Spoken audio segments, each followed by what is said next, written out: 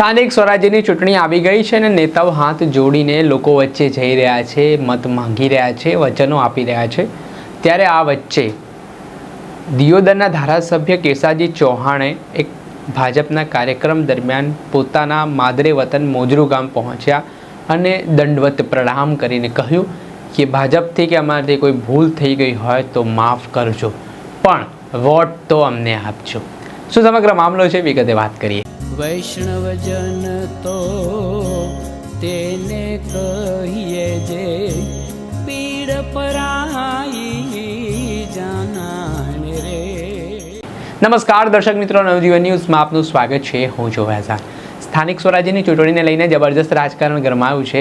હાલ નેતાઓ છે તેઓ પ્રચાર પ્રસારમાં જઈ રહ્યા છે અને જે નેતાઓએ કામ નથી કર્યું તેમનો ઉધડો લેવાઈ રહ્યો છે। પ્રજામાં ભારે રોષ જોવા મળી રહ્યો છે અને જે નેતાઓએ કામ કર્યું છે તો તમને પ્રજા આવકારી પણ રહી છે। ત્યારે વાત કરીએ બનાસકાંઠાના દિયોદરની, તો દિયોદરના ધારાસભ્ય કેસાજી ચૌહાણ પોતાના માદરે વતન મોજરૂ ગામ પહોંચ્યા હતા, જ્યાં ભારતીય જનતા પાર્ટીની એક સભા થઈ।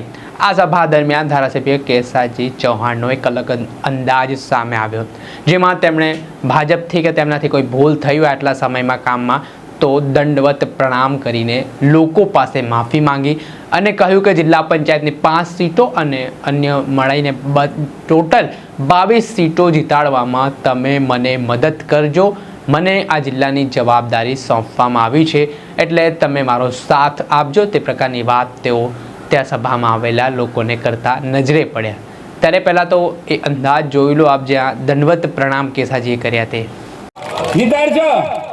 ભાઈ જીતાડશો તો હું ભારત માતાની જય બોલ। એના પહેલા હજી પણ કોઈના દ્વારા ગામના કોઈ પણ વ્યક્તિ દ્વારા, કારણ કે ગામે આ વિસ્તાર મને ધારાસભ્ય બનાવ્યો એટલે આ વિસ્તારને ગામનો સૌથી જે કહેવાય ને વડીલ તરીકે એક હું છું, તો હજી પણ કોઈ પણ અમારી ભાજપ તરફથી કે અમારા તરફથી કોઈ ભૂલ થઈ હોય તો દંડવત પ્રણામ સાથે તમારી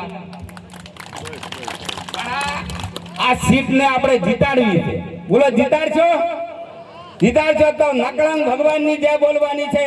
અને હું અહીંથી મારે દિયોદર તાલુકાની 22 અને લાખણી તાલુકાની 22 અને 5 જિલ્લા પર 10 બધાને જીતાડવાની જવાબદારી મારી છે। તો આ સીટની જવાબદારી તમે ઉપાડી લો, નહીં તો તમે જ કહો કે હવે તમારે ગામમાં આવવું પડશે તો મને લાગે છે પછી આપણે આગળની ન કરી શકો। આ તમને ચોખ્ખી વાત કરું છું। પછી એમ ના કહેતો હું કોઈ વધે ફાડે નથી કરતો, બરાબર છે। આગેવાની કરવી હોય તો સાચી વાત લઈને નીકળવું પડશે અને સાચી વાત લોકોને સમજાવવી પડશે અને સમજાવીને આ સીટને જીતાડવી પડશે। તો જીતાડશો તો હું નકળંગ ભગવાનની જય બોલો છો। આપણે સંકલ્પ કરીએ છીએ કે 26મી તારીખે ભાજપના બંને ઉમેદવારોનો કમળના નિશાન ઉપર વોટિંગ કરી અને જંગી બહુમતીથી જીતાડવાની છે અને આ વિસ્તારનો જે ગૌરવ છે એ ગૌરવને 4 ચોંચ લગાવવાના છે। બોલાવો તો બોલો નકળંગ ભગવાન કી। આપણે સાંભળ્યા તો ધારાસભ્ય જે દિયોદરના છે કેસાજી ચૌહાણ, તેમણે લોકોને અપીલ કરી છે અને જે તેમનાથી કાર્યકાળમાં કોઈ ભૂલ થઈ હોય તો માફી પણ માંગી છે।